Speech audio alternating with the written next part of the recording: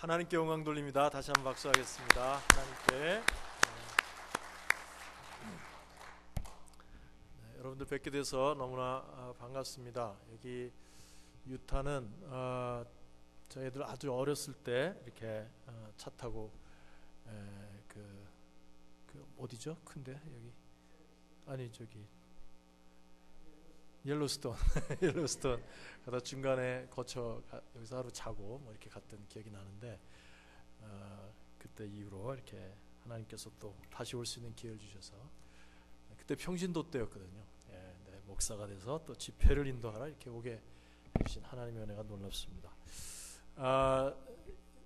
저희 교회 안수 집사님이 계신데 저희가 이제 토요일 날 5주가 있는 토요일에는 5번째 토요일 날 안수 집사님들이 설교를 하세요. 근데 이제 집사님이 나오셔갖고 자기가 요즘 새로 하고 있는 운동이 있는데 그걸 소개를 해준다고 그래서 좀 따라하라고 그러더라고요.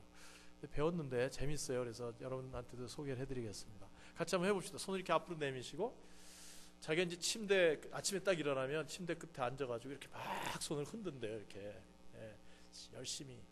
이렇게 좀 흔들다가 그 다음에 손을 올리고 이렇게 막 열심히 계속해서 하세요.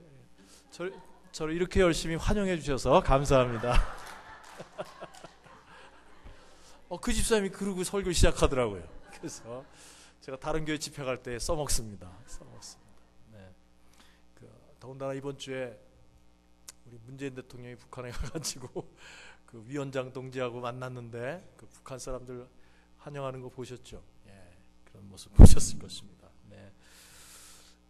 우리 차 목사님은 뭐 제가 알게 된 지 그렇게 오래되진 않았는데 1년 전인가요? 우리 목사님 갑자기 전화를 주셔가지고 목사님 섬기시는 그 우리 남침내 한인총회 국내 선교부 이사로 좀 같이 섬겼으면 좋겠다 그렇게 말씀을 하셨습니다. 근데 이제 첫 통화인데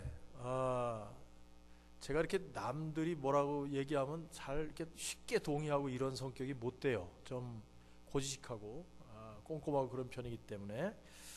그런데 차 목사님 말씀 들으면서 제 느낌이 딱 한마디로 어땠냐면 무장해제를 당하는 느낌이었습니다. 목사님한테 아주 특별한 은사가 있으신 것 같아요. 이렇게 그 설득의 은사. 그런데 지나고 보니까 그 설득의 파워가 어디서 나왔을까 생각했더니 진정성에서 온 것 같아요. 진정성. 목사님께서 정말 그 어려운 가운데 있는 우리 작은 교회들 목사님들께 돕는 사역 이게 참 보람이 있고 본인께서 그렇게 오랫동안 섬겨오시면서 참 기쁨이 있고 하나님 앞에 감사한다 그런 말씀을 하시는데 그냥 얼굴도 못 뵌 분이었는데 그 말이 제 마음속에 이렇게 깊이 와서 닿았습니다. 그래가지고 저희 이제 또 예산도 있고 그래서 제가 만약에 하게 되면 언제부터 이렇게 동참할 수 있는데 그래도 되겠으면 제가 하겠습니다. 그렇게 말씀을 드려서 이제 국내 선교회 같이 섬기게 됐습니다. 우리 목사님 이렇게 몇 번 총회를 통해서 뵙고 하는데 참 너무나 진실되시고 또 영혼들 뜨겁게 사랑하시는 그런 분이신 것을 알게 돼서 감사했고 나중에 알고 봤더니 그 전에 저희 교회를 한번 다녀가셨더라고요. 근데 제가 잘 몰랐어요. 여러 한 목사님들하고 함께 컨퍼런스가 있었는데 저희 교회 다녀가셨던 걸 알고 제가 몰라봬서 참 죄송했던 그런 마음이 들었었습니다. 저는 이렇게 말을 좀 재밌게 하는 사람도 아니고 또 뭐 유명한 목사도 아니고 전문 부흥사도 아니고 그냥 아주 평범한 설교자입니다. 그렇기 때문에 여러분들께서 이렇게 기대를 조금 낮추세요. 그래야 제가 기대보다 좀 잘하면 더 은혜가 있겠죠, 그죠? 기대가 이렇게 높은데 그렇지 못하면 아닐 것 같아요. 제가 언제 인도네시아 가서 한번 설교한 적이 있는데 그 인도네시아 자카르타에 있는 꽤 큰 한인 교회였습니다. 근데 제가 뭐 그래도 적지 않게 다른 교회 가서 설교를 했던 경험이 있는데 그때 목사님이 그때 저를 소개하셨던 그 소개를 지금 잊을 수가 없어요. 그 목사님이 뭐라고 주일 예배 때 제가 설교하게 됐는데 소개를 어떻게 하시냐면 오늘 설교하실 분은 제가 모신 게 아니고 누가 보내줘서 그냥 하는 목사님이십니다. 그렇게 소개를 하시더라고요. 제가 앉아서 오늘 설교를 해야 되나 말아야 되나 그런 생각을 했었는데 하나님께서 참 그날 은혜를 많이 주셨던 것 같습니다. 오늘 저는 다 가리시고 생명의 말씀을 허락하신 하나님께서 성령을 통해서 여러분의 심령을 만져주시는 그런 은혜가 있기를 예수님 이름으로 축복합니다. 자, 오늘 이 시편 42편 말씀은 여러분 너무나 사랑하시는 시편이죠. 그리고 노래 여러 가지 찬양으로도 만들어진 그런 잘 알려진 시편 말씀입니다. 사실은 이 시편 42편은 이 시편을 쓴 저자가 아주 절박한 상황에 빠져서 낙심 가운데 이제 어떻게 할 방법이 없는데 이 영적 침체에서 어떻게 해서든지 내가 벗어나겠다, 어떻게든지 여기서 좀 살아나고 싶다 하는 그런 갈급한 심령을 표현한 시편입니다. 하나님 갈급하게 참는 그런 시편이에요. 그러면 이 시편 저자가 왜 이렇게 영적 침체에 빠졌을까? 이 오늘 본문을 이렇게 깊이 연구한 사람들의 이런 내용을 그 해설을 이렇게 보면은 아마 크게 세 가지 정도 이유가 있었던 것 같아요. 첫째는 뭐냐면 이 시편 저자가 지금 처해 있는 현실이 너무나 힘든 현실이었습니다. 이 사람은 아마도 예루살렘 성전을 섬기는 아주 고위직에 있었던 사람인 것 같아요. 특히 찬양대를 이끌었던 그런 분이었던 것 같습니다. 근데 무슨 일 때문인지 그는 지금 예루살렘을 떠나서 요단강의 발원지가 있는 저 갈릴리 쪽 헐몬산 근처에 가 있는데 아마 유배를 당한 게 아닌가, 또는 연금 상태에 있는 게 아닌가, 그렇게 보여집니다. 그런데 지금 이 시인이 여러 사람들에게 둘러싸여 있는데 그 사람들은 하나님을 알지 못하는 사람들이었어요. 그래서 그들이 이 시인을 비난하면서 말하기를, 도대체 내가 믿는 하나님은 어디 있느냐? 네가 이전에 그렇게 하나님께 쓰임받았던 사람이라고 알고 있는데 너가 지금 이런 상황에 빠져 있도록 내버려 두고 있는 그 하나님은 어디 계시느냐 하면서 시인을 조롱하고 있었고, 이 시인은 거기에 대해서 아무런 대꾸를 할 수가 없었습니다. 이런 상황에서 그 내면에 깊은 상처가 생겼던 것 같아요. 아주 영적 침체에 깊이 빠져서 좀 우울증까지 이렇게 보이는 모습을 볼 수가 있습니다. 우리가 이 시편 42편하고 43편은요 읽어보시면 같은 시편, 이어지는 시편이라는 걸 알 수 있어요. 왜냐하면 42편 5절과 11절 그리고 43편 5절 마지막 절이 반복되는 후렴구로 되어 있습니다. 그러니까 40편 43편이 하나로 묶여져도 이상 없는 그런 시편인데 같은 후렴이 반복되고 있어요. 근데 그 후렴의 내용이 뭡니까? 내 영혼아 내가 어찌하여 낭망하며 어찌하여 내 속에서 불안하여 하는고, 내 영혼아 내가 어찌하여 낭망하며 어찌하여 내 속에서 불안하여 하는고 하는 것이 이 시인의 아주 불안한 심리, 또 갈급한 심정을 잘 표현하고 있는 것입니다. 그가 또 낙심했던 또 다른 이유는 뭐냐면 과거에 아주 잘 나가던 시절, 좋았던 시절이 떠올랐기 때문입니다.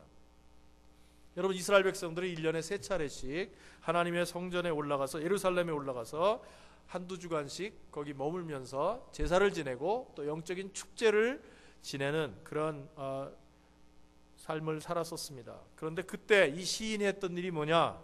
다른 사람들을 이끌고 예루살렘에 들어가서 그 모든 행사를 진두지휘하던 사람이 이 시편 기자였던 것 같습니다. 수많은 사람들과 함께 영광스러운 예배를 드리면서 하나님의 이름을 높이 찬양하던 그런 일을 하던 사람이었어요. 그런데 지금 예루살렘에 갈 수조차 없는 이런 절박한 심정, 답답한 심정이 있는 겁니다. 그래서 그 외로움 속에서 그 과거에 정말 영광스러웠던 시절이 생각이 나니까 지금 마음이 더 답답합니다. 더 답답. 여러분도 그러시죠? 이민생활 힘들고 고달플 때면 뭐 한국 생각 자꾸 나오고 그러잖아요. 근데 사실은 뭐 왕년엔 좋았는데, 그런데 여러분 왕년에 좋았으면 여기를 왜 오셨어요? 그죠? 저희 LA 사는 분들도 이민생활 초기에 힘들고 어려우면 그 바닷가에 나가가지고 태평양 바라보면서 고향 땅 생각하면서 왕년이 좋았는데, 말은 그렇게 하는데 사실은 미국에 왔다는 것은 여기가 더 좋아서 온 겁니다. 좋아서 온 거예요. 옛날 생각하니까 지금이 더 초라하게 느껴졌다 하는 거죠. 이 시인이 그랬다는 거예요. 더욱이 이 시인의 마음을 낙담하게 만들었던 이유는 또 한 가지 이유는 뭐냐면 하나님께서 계속해서 침묵하고 계셨다는 것입니다. 시인이 지금 기도를 하지 않는 게 아니에요. 하나님의 위로와 응답을 찾으면서 계속 하나님을 찾고 있고 하나님을 부르짖고 있는데도 불구하고 하나님께서 침묵하고 계신 겁니다. 조금도 나아지지 않아요. 비전이 보이지 않습니다. 이처럼 시인은 자기가 지금 처한 암담한 현실과 또 과거의 아름다웠던 추억을 돌이키면서 또 지금 하나님께서 자기가 이렇게 어려운 상황임에도 불구하고 침묵하시고 있는 그런 소망 없는 미래가 겹쳐져서 지금 크게 낙담에 빠져 있는 겁니다. 혹시 내가 지금 그런 모습이 아닌가, 그런 느낌이 드는 분이 계실지 모르겠습니다. 여러분, 그런데 사실 성경을 읽어보면 성경의 위대한 인물들도 대부분 이와 같은 깊은 낙담과 영적 침체를 대부분 다 경험했던 사람들이었다는 것입니다. 영적 침체의 대명사라고 할 수 있는 엘리야를 비롯해서 신약시대의 사도 바울, 심지어 예수님께서도 영적 침체를 경험하셨어요. 우리와 다른 종류지만, 오죽하면 겟세마네 동산에서 제자들에게 내 마음이 낙심하여 죽게 되었다라고까지 고백하셨습니다. 십자가 지시기 전날 밤에. 그런데 여러분, 감사하게도 이 시편 42편의 시인은 영적 침체에 빠져서 낙심한 상황 가운데 자기의 영혼의 회복을 위해서 몸부림을 쳤다는 거예요. 몸부림을 쳤다. 이게 얼마나 잘한 일인지 모릅니다. 여러분, 모든 인간은 하나님을 믿는 사람이든 믿지 않는 사람이든 간에 낙심에 빠질 수밖에 없어요. 시시때때로. 그런데 이 낙심 앞에서 정말 신자와 비신자의 차이는 무엇일까? 우리가 정말 믿는 사람이라면 우리 믿는 성도들과 믿지 않는 사람들과 이 낙심에 처했을 때 반응이 반드시 달라질 수밖에 없습니다. 불신자는 낙심할 일이 있으면 좌절하고 말지만, 믿는 사람들은 우리를 낙심시키는 그 상황 때문에 하나님 앞에 더 나가게 되는 줄로 믿습니다. 그게 믿는 사람들이라는 증거예요. 증거. 낙심시키는 일 때문에 더 하나님을 찾게 된다 이거죠. 이것이 오늘 시편 40편 기자가 우리에게 주는 도전입니다. 이 시인은 가장 낭망할 만한 상황에서 하나님을 갈망하면서 그 마음속에 과거에 목격했던 한 장면이 떠올랐어요. 그것은 사슴에 관한 기억이었습니다. 목마른 사슴이 숨을 헐떡거리면서 시냇물을 찾는 모습을 보았었던 그 기억이 떠오른 겁니다. 여러분, 이스라엘 남부지방에 가면은 거의 이렇게 사막과 비슷한 그런 광야지대입니다. 풀이 거의 없어요. 그런데 어떤 사슴 한 마리가 맹수에게 쫓겼던 것 같습니다. 그러다가 겨우 맹수를 따돌리고 나니까 타는 듯한 갈증이 이제 찾아온 겁니다. 여러분, 이 사슴은 원래 피가 더운 짐승이라고 그러죠. 그래서 녹용을 사람들이 좋아하잖아요. 피가 막 머리 뿔까지 올라가니까 얼마나 갈증이 심했겠어요. 그런데 그 이스라엘 남부지방은 물이 잘 없기 때문에 그 와디라고 하는 건천이 있습니다. 우기 때만 잠깐씩 흘렀다가 이제 금방 말라버리는 그런 냇물이 있었는데, 극심한 갈증으로 목이 타는 사슴이 정말 죽기 살기로 내 목을 어떻게 하면 죽일 수 있을까 하면서 물이 있을 만한 곳을 찾아서 헤매던 정말 처절한 사투를 벌이는 것과 같은 그런 모습을 이 시인이 과거에 봤던 겁니다. 그런데 지금 이 장면이 떠오른 거예요. 내가 지금 하나님을 찾는 모습이 그 사슴이, 갈급한 사슴이 시냇물을 찾는 모습과 마찬가지겠구나, 그렇게 생각을 했던 것입니다. 그런데 감사한 것은 무엇입니까? 하나님께서는 하나님을 찾기에 갈급한 심령을 결코 외면하지 않으신다는 사실입니다. 시편 51편 17절 말씀 보면 하나님께서 구하시는 제사는 상한 심령이라. 하나님이여 상하고 통회하는 마음을 주께서 멸시하지 아니하시리이다. 하나님은 상하고 통회하는 심령을 멸시하지 않으시는 좋으신 아버지이십니다.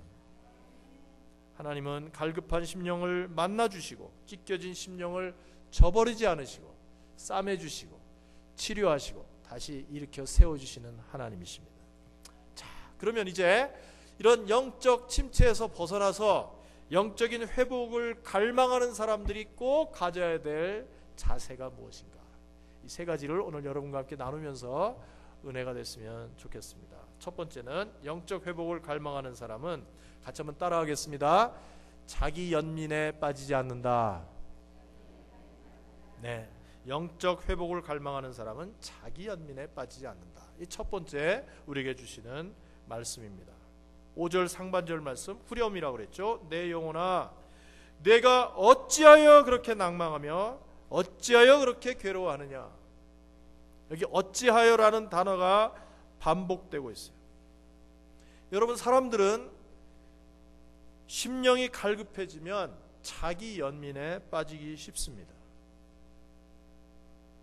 그런데 이 시편 기자는 이런 극심한 영적 침체 가운데 자기 연민, 자기 스스로를 불쌍히 여기는 자기의 영혼을 어떤 얄팍한 몇 마디 말로 위로하려고 하는 그런 태도를 취한 것이 아니라 자기 영혼을 스스로 꾸짖으면서 자기의 영혼을 향해서 내 영혼아, 내 영혼아, 내가 어찌하여 낭망하며 어찌하여 내 속에서 불안해하느냐라고 자기 스스로 자기 영혼을 흔들어 깨우고 있습니다.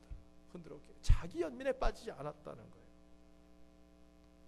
여러분, 말씀드린 대로 믿는 성도들도 얼마든지 영적인 침체에 빠질 수 있다고 말씀을 드렸습니다. 그러나 이 자기 연민이라는 것은 자기를 점점 더 비참하게 만들 뿐입니다. 왜냐하면 이 자기 연민의 본질이 뭐예요? 어려울 때 자신만을 바라본다는 것입니다. 시선을 자신에게만 둔다는 것입니다. 근데 우리가 잘 알죠? 우리는 우리 자신의 문제를 해결할 능력이 전혀 없는 존재들이에요. 전혀 없는 존재들입니다. 전적으로 무능한 자신입니다.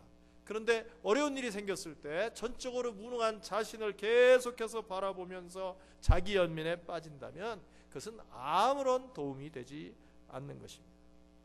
우리가 낙심과 좌절과 또 혼란 중에 빠졌을 때 가장 먼저 할 일은 우리의 시선을 나로부터 하나님께로 우리의 시선을 돌리는 데 있습니다. 시선의 변화가 일어나야 회복이 시작되는 거예요. 그래서 이 5절 말씀을 어떤 영어 성경에서 이렇게 씁니다. Put your hope in God. 그랬어요. 소망을 너 자신에게 두지 말고 하나님께로 두라. 시선을 돌려라. 그렇게 말하는 것입니다. 왜 그렇습니까? 하나님은 지금도 살아계시고 전능하신 분이시기 때문입니다. 그분은 나를 잘 아시고 사랑하시고 또한 말로만 사랑하신 것이 아니라 독생자 예수 그리스도를 우리를 위해서 친히 내어주시기까지 실제로 사랑하셨던 하나님이시기 때문에 그렇습니다.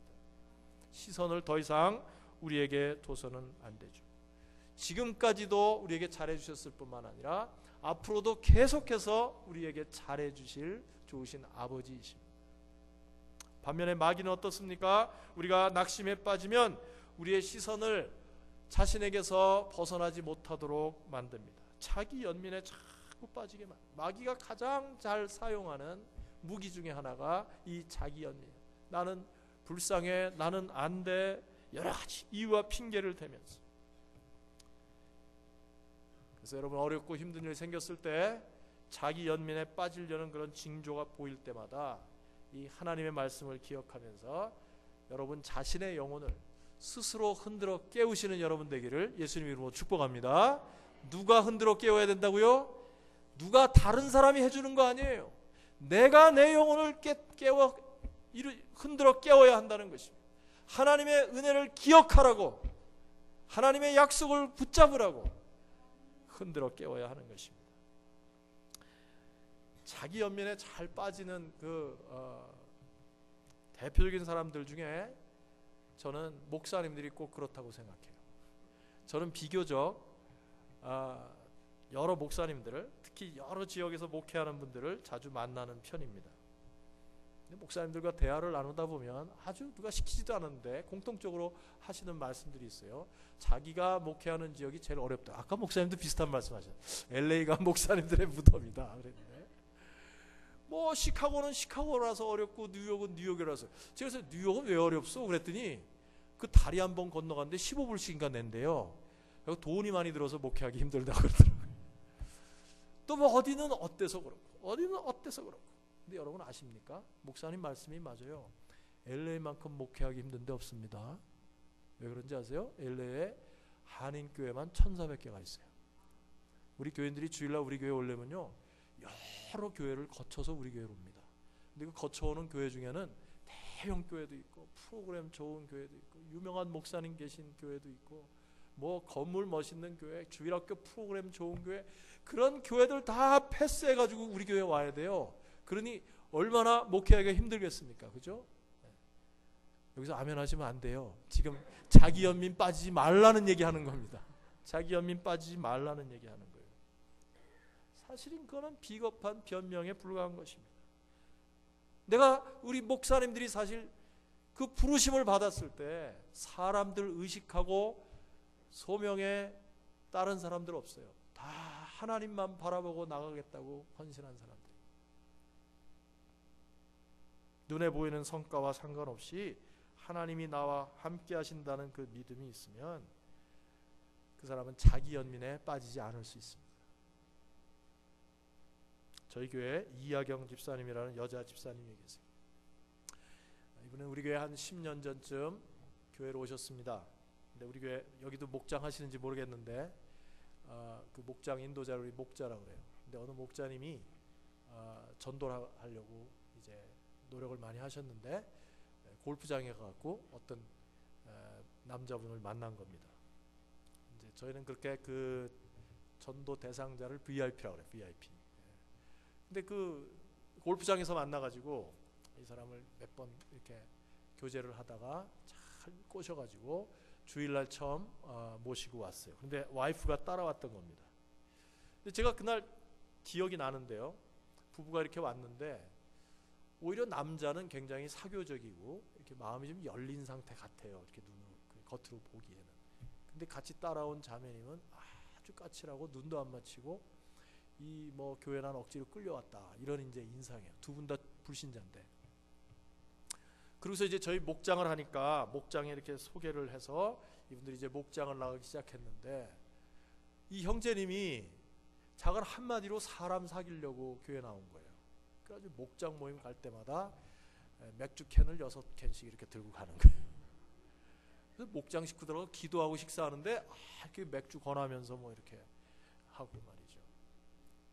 그리고 그냥 자꾸 분위기 깨는 얘기만 옆에서 하고 좀 진지한 얘기 나누려고 그러면 자꾸 그 김새는 얘기를 자꾸 하고 아주 악동 노릇을 한 겁니다. 악동 노릇.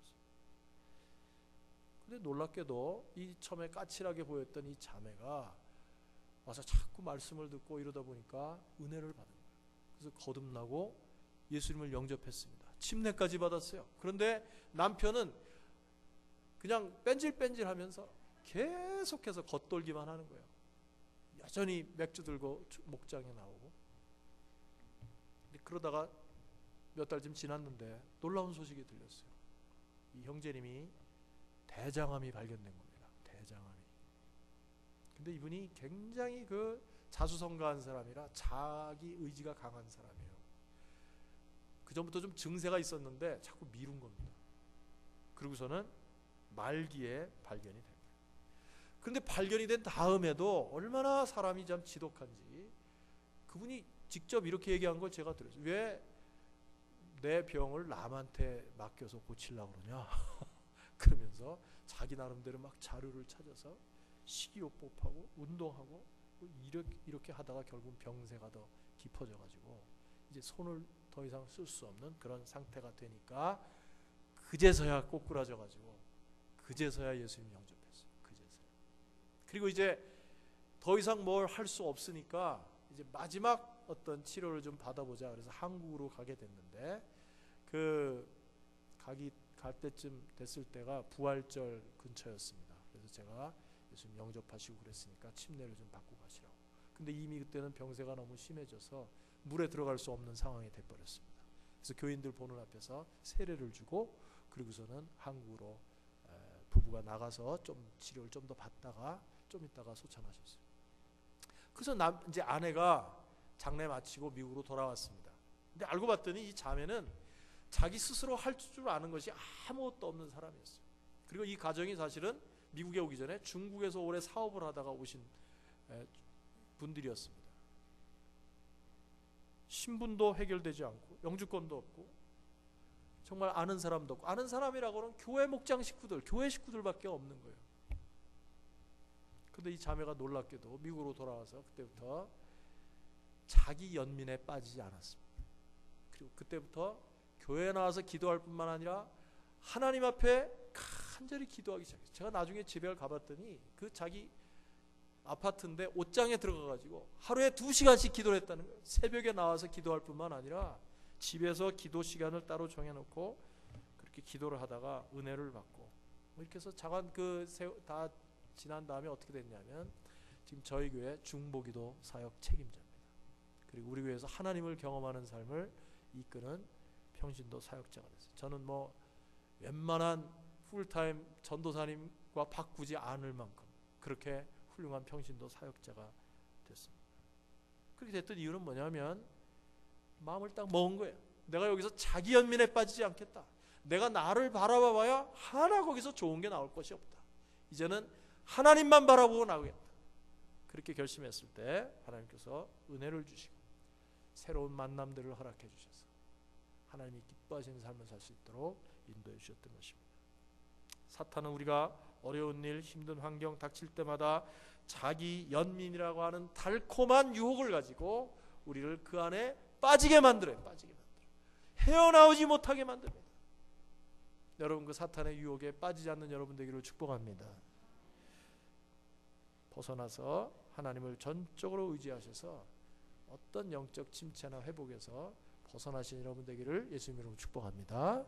두 번째로, 영적 회복을 원하는 사람, 영적인 침체에서 벗어나기를 원하는 사람이 가져야 될 두 번째 태도는, 한번 따라합시다. 신앙의 기본기를 놓치지 않는다. 다시 한번, 신앙의 기본기를 놓치지 않는다.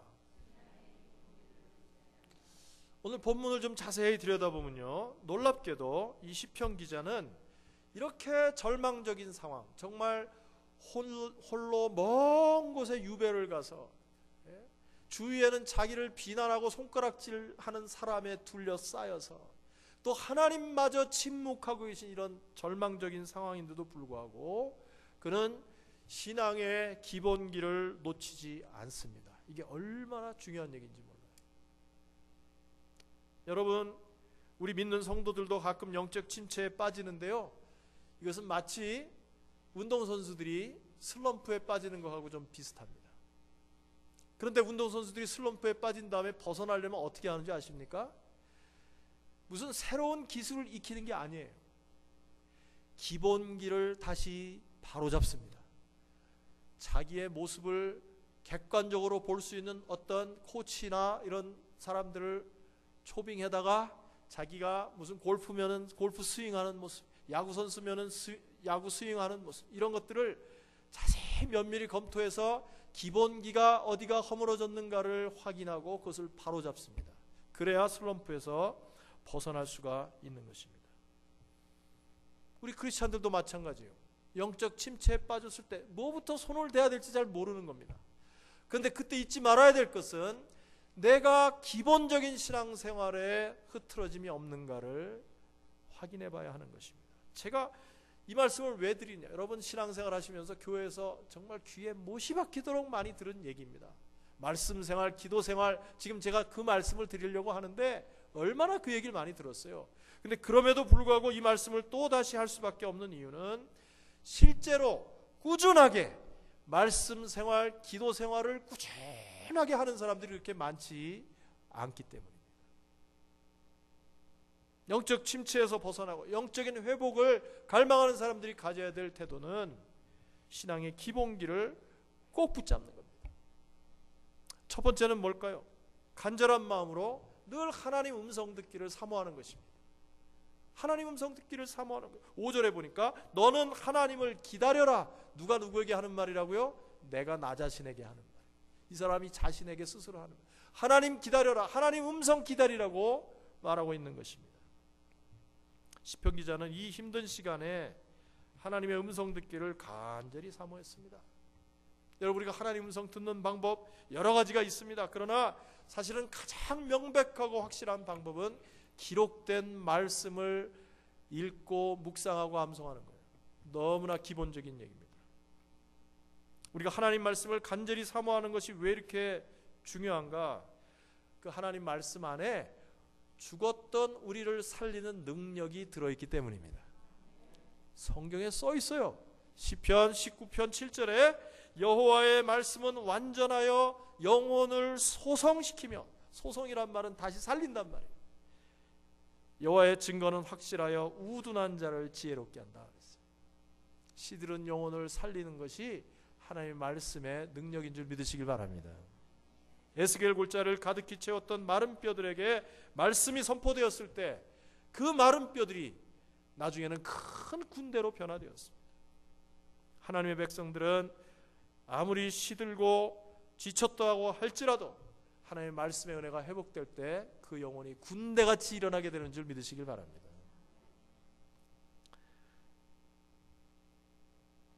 제가 한 번은 그 한국에 EBS라는 TV가 있는데 그 어서 잠깐 보게 됐어요.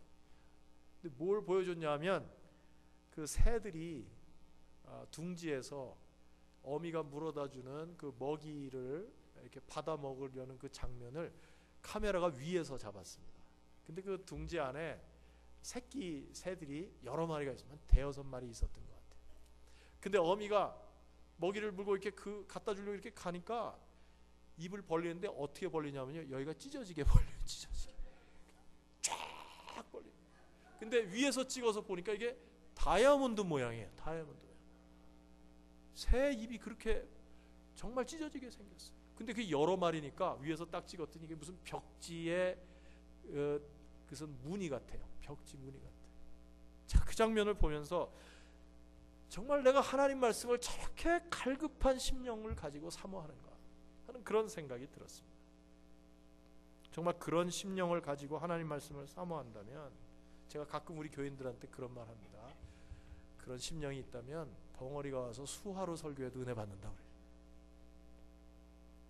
여러분, 하루라도 하나님의 말씀을 읽지 않고 지나가는 일이, 그런 일이 없겠다, 이렇게 마음에 결심하신 여러분 되기를 바랍니다. 하루라도 하나님 말씀 정말 한 절이라도 읽지 않고 지나가는 일이 없겠다, 그렇게 결심하시길 바라요. 또한 우리가 꼭 회복해야 될, 붙잡아야 될 기본기는 응답을 주실 때까지 끈질기게 기도하는 겁니다. 응답을 주실 때까지 끈질기게 기도하는 겁니다.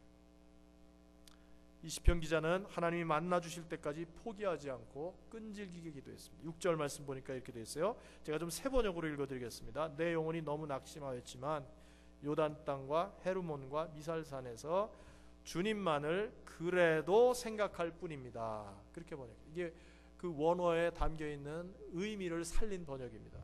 주님만을 그래도 생각할 뿐입니다. 내가 끝까지 포기하지 않고 하나님을 의지하고 하나님께 기도하겠다는 선언입니다. 주위 사람들이 너의 하나님이 어디 있냐고 조롱하고 하나님은 계속해서 침묵하시지만 이 사람은 포기하지 않고 응답을 주실 때까지 끝까지 하나님 앞에 매달렸어요.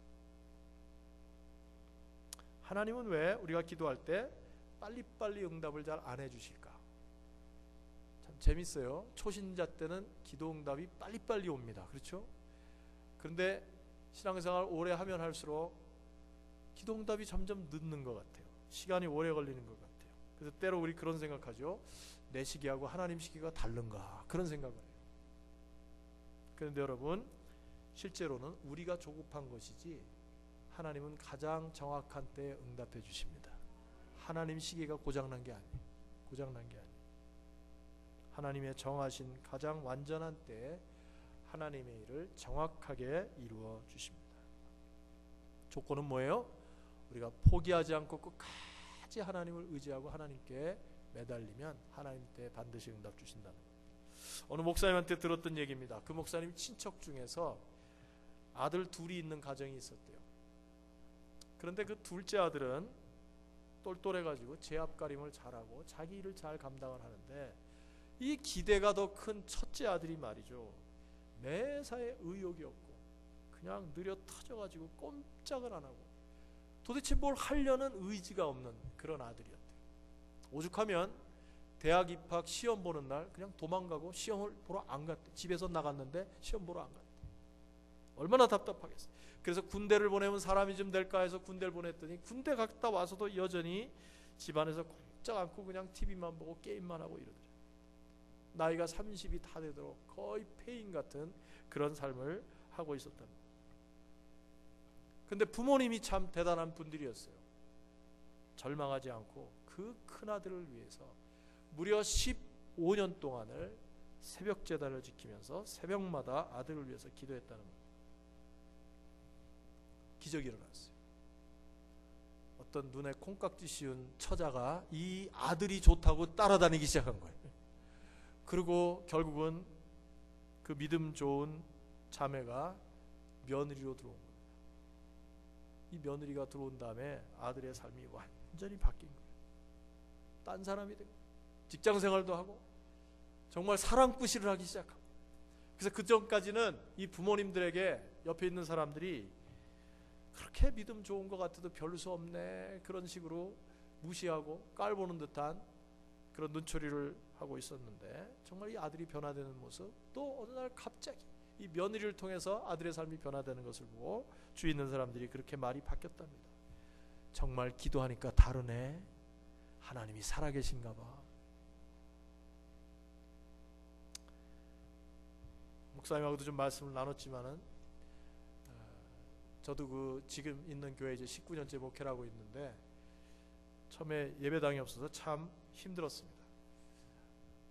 미국 교회 이렇게 조그만 교회를 빌려서 제가 예배를 드렸는데 그만하라 그러는가 봐요. 종소리가 나네. 아닙니다. 갔는데 그 조그만 예배당에 4교회가 쓰는 거예요. 4교회가. 미국 교회가 이제 오너니까 거기 있고, 그 다음에 그 교회에서 개척한 일본 교회, 뭐 거기도 여전히 오너라고 할 수 있겠죠. 그리고 저희보다 먼저 렌트가 들어온 중국 교회가 있었고, 저희 교회가 맨 끝에 렌트를 들어갔어요. 그러니까 이 마지막 4번째인데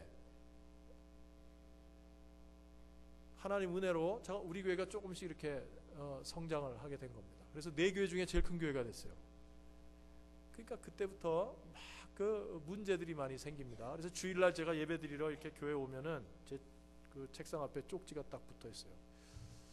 어저께 니네 유스 그룹 애들이 문 안 닫고 갔다. 뭐 잘 주의시켜라. 뭐 이런 얘기 계속 하는 거예요. 참 너무나 답답하죠. 그래서 제가 부임해서부터 하나님 앞에 기도를 하기 시작했습니다. 처음에는 하나님 어디 렌트 자리라도 좀 더 편한, 이 4교회는 심합니다. 하나님. 어디 우리 교회만이라도 쓸 수 있는데 이렇게 좀 그걸 위해서 기도를 하다가 하나님께서 기도 제목을 자꾸 바꿔주셨어요.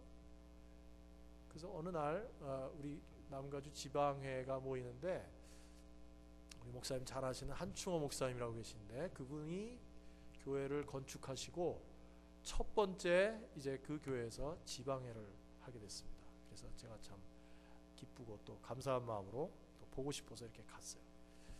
그랬더니 그 한 목사님이 저한테 그러는 거예요. 제가 너무 좋습니다. 이렇게 이제 말씀을 드렸더니 정 목사, 내가 근데 건축을 해보니까 10,000 스퀘어핏은 너무 작아.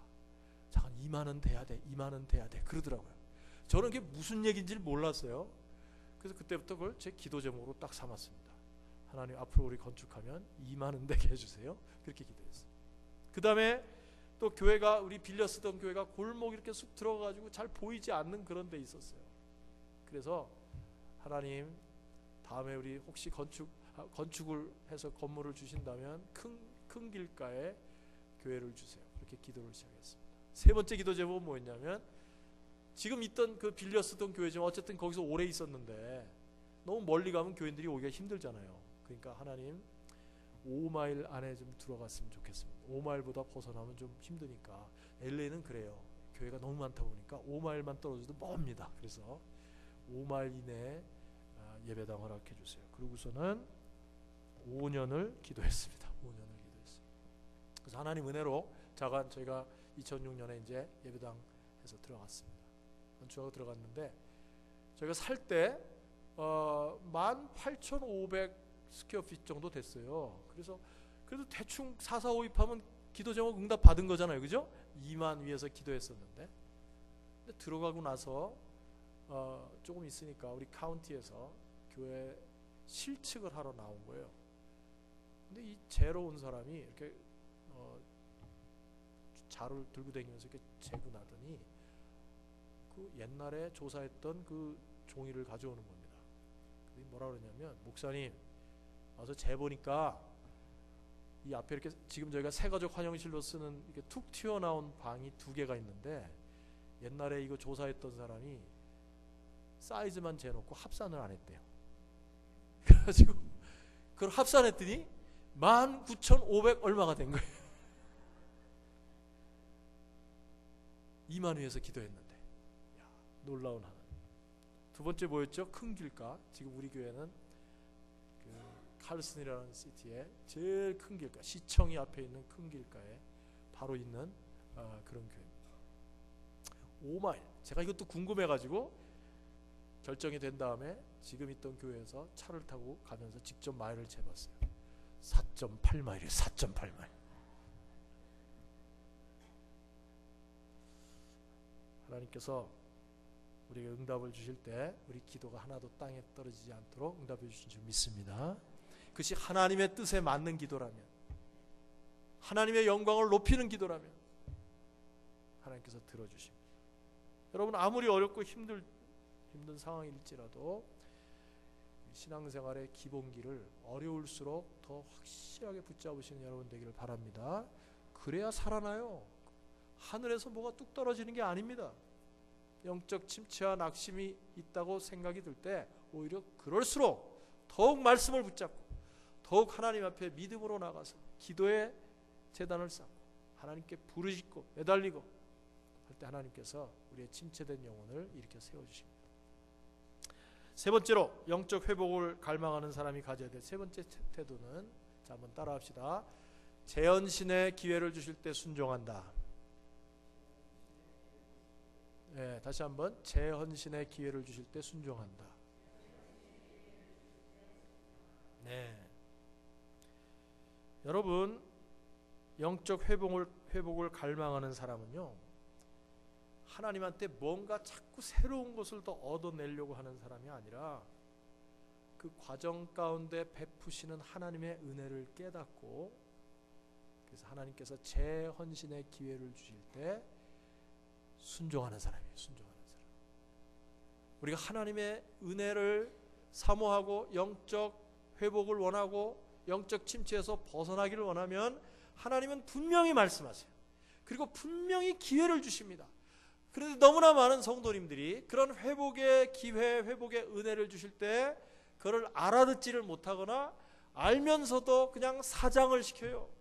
그래서 회복의 기회를 자꾸 놓칩니다.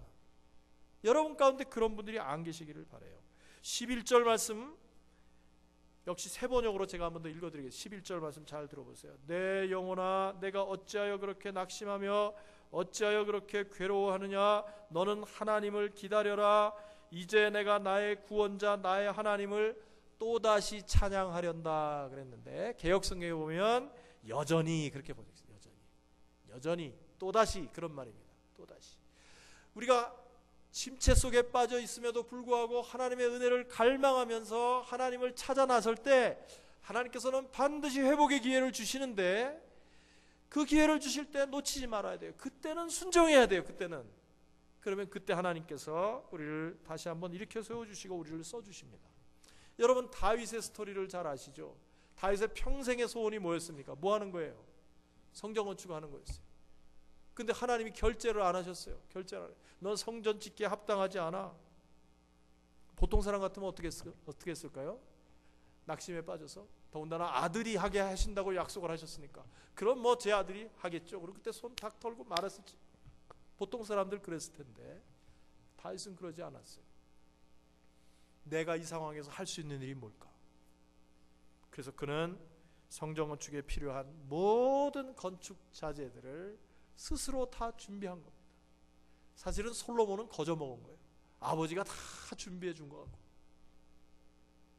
재헌신의 기회를 주셨을 때 다윗은 순종했어요. 그랬을 때 그 아름다운 성전을 이룰 수가 있었던 것입니다. 우리가 아무리 절망스러운 상황에 빠진다고 할지라도 낙심하지 않고, 그리고 하나님께서 플랜 B를 보여주실 때 그 플랜 B에 합당하게 순종하면 하나님의 뜻이 우리 삶 속을 통해서 이루어지는 것입니다. 그때를 놓치지 말고 순종하신 여러분 되기를 바랍니다. 저도 이 목사가 된 것이 사실은 어렸을 때부터, 저는 이제 모태신앙으로 쭉 자랐는데 목사 되라는 소리 어렸을 때 많이 들었어요. 그런데 제가 대학 다닐 때 어느 그 선교단체 선교사님이 강사로 오신 다른 교회 사는 집회를 갔다가 은혜를 받고, 하나님이 저를 부르시면 제가 선교사가 되겠습니다. 그리고 손 들고 그때 헌신을 했었어요. 그리고서는 그냥 마음에 품고만 있었지 저를 이끌어줄 사람이 주위에 아무도 없었습니다. 그때가 뭐 80년 뭐 그쯤 됐을 것 같은데 그 당시 우리나라의 전체 선교사가 300명도 안 될 때였습니다. 그래서 선교사님을 만날 수가 없잖아요. 그래서 어떻게 이끌림을 받지를 못했습니다.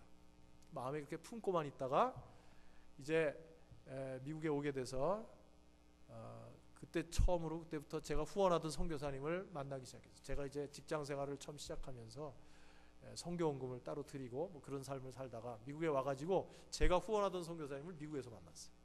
그래서 그분을 통해서 이렇게 도전을 받고, 또 나중에 그분이 제가 섬기던 교회에 와서 집회도 하시고 이러는 동안에 제가 미국에서 선교사로 다시 재헌신을 했습니다. 그래서 이제 신학교를 들어가려고 알아봤는데, 평신도 때니까 뭐 아무것도 모르죠. 그런데 알아봤더니 두 종류가 있는 거예요. 하나는 2년 동안 선교학 공부하고 이제 선교학 석사 마치는 과정, 그리고 선교사 가는 과정이고, 그 과정을 그래서 제가 하고 싶었어요. 근데 제가 아는 목사님들, 선교사님들 이렇게 만나서 신학교 들어가기 전에 상담을 하는데 이상하게 몇 분들이 이구동성을 이렇게 말하는 거예요. 당신 이렇게 보니까 당신 마음속에는 목회자 마음이 있어. 목회자의 부르심이 있는 것 같아. 그러면서 하시는 말씀이 그 목회자 되는 과정, MDV라고 그러죠. 그 3년 과정을 마치고 그때 선교가도 늦는 거 아니니까 목사 되는 과정으로 들어가라고 그렇게 권면을 해주셨습니다. 그래서 저는 근데 제가 좀 그래도 좀 잘하는 것 중에 하나가 순종하는 거예요. 순종. 누가 하라 그러면 잘해요. 그래서 그 말씀에 순종해서 이제 그 과정을 들어갔습니다. 그래서 제 마음속에 이제 신학 공부하면서 계속 기도가 뭐냐면, 하나님 저 어느 나라로 갈까요?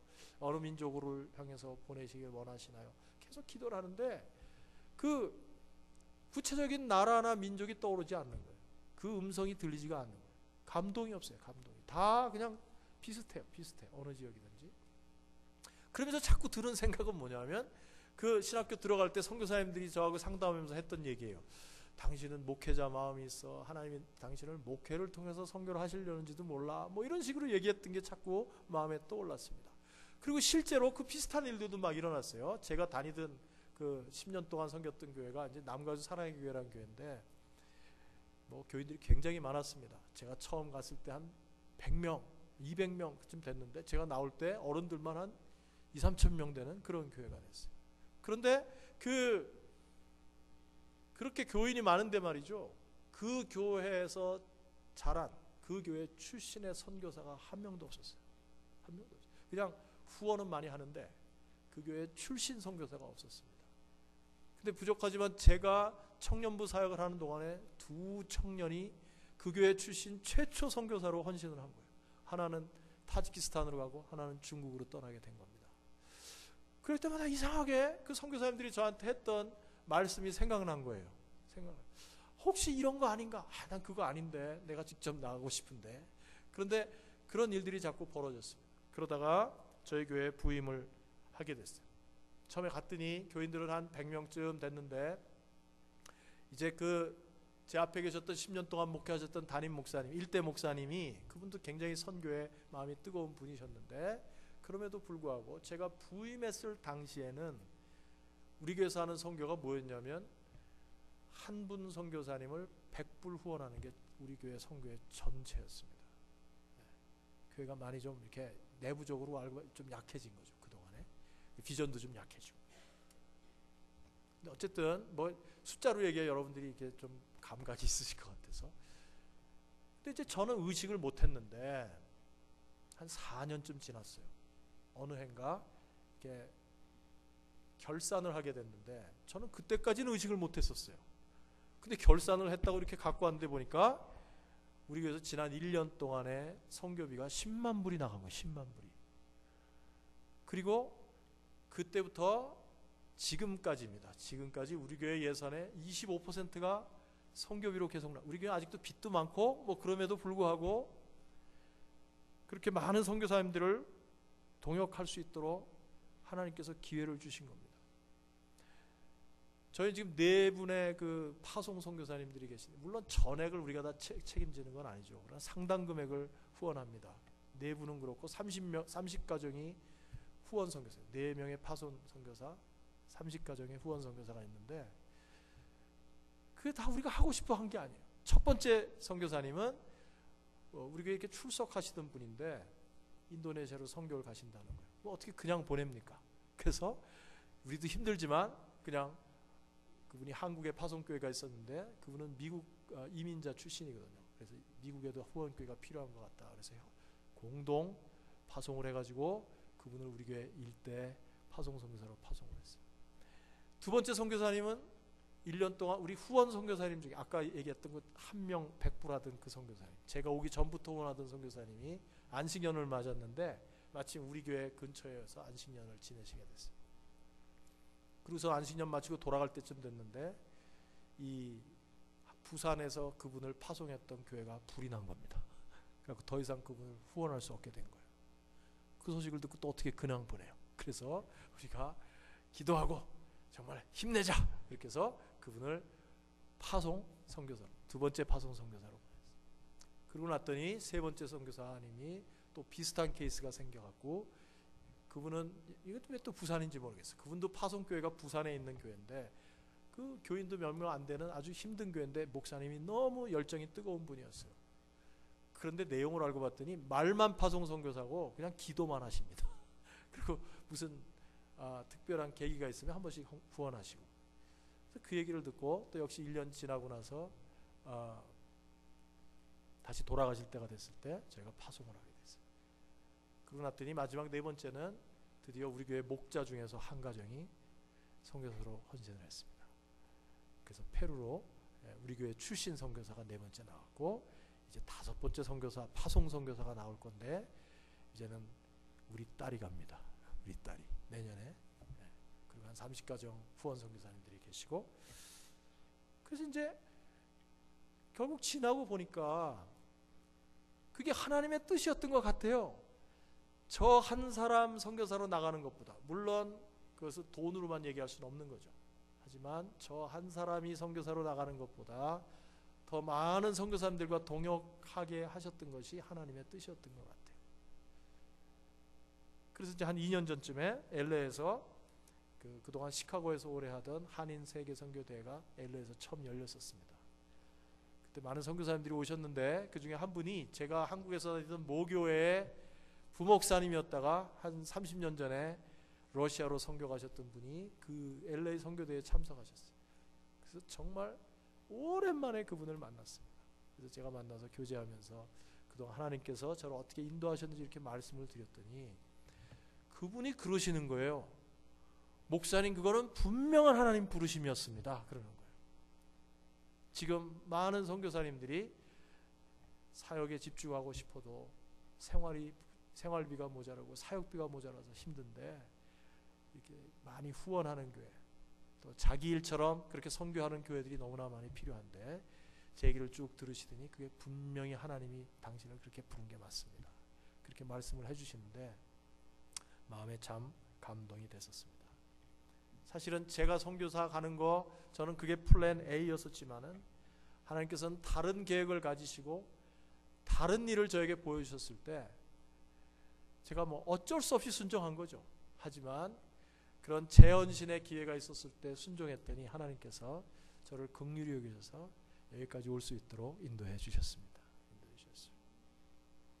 여러분 우리가 하나님을 갈망하고 그리고 아무리 어렵고 힘든 상황 속에 빠져 있다고 하더라도 영적 회복을 정말로 사모하면 하나님께서 반드시 깨달음을 주시고 은혜를 주시고 재헌신의 기회를 분명히 주십니다. 그때 놓치지 마시고 순종하시는 여러분들을 축복합니다. 오늘 시편 42편 기자는 그가 나중에 어떻게 됐다는 얘기는 나오지 않아요. 그러나 틀림없이 우리는 믿습니다. 시편 42편 기자는 분명히 영적으로 회복됐을 겁니다. 영적 침체에서 분명히 벗어났을 것입니다. 어떻게 해요? 자기 연민에 빠지지 않았습니다. 그리고 어렵고 힘든 상황일수록 더욱더 신앙생활의 기본기를 확실하게 붙잡았어요. 그리고 하나님께서 새롭게 주시는 은혜, 새롭게 주시는 기회를 놓치지 않고 순종했을 때 하나님께서 주시는 영적 치유의 은혜, 영적 침체에서 벗어나는 놀라운 은혜를 경험할 수가 있었습니다. 여러분들에게 동일한 은혜를 주셔서 혹시 지금은 문제가 없을지라도 앞으로 어떤 영적 침체에 빠지는 한이 있더라도 이 원리들을 꼭 붙잡으셔서 승리하시는 여러분 되기를 예수님의 이름으로 축복합니다. 우리 같이 한번 찬양 드리시고 함께 기도하시는 시간 가졌으면 좋겠습니다. 주께 가까이 날 이끄소서. 우리 같이 찬양하도록 하겠습니다.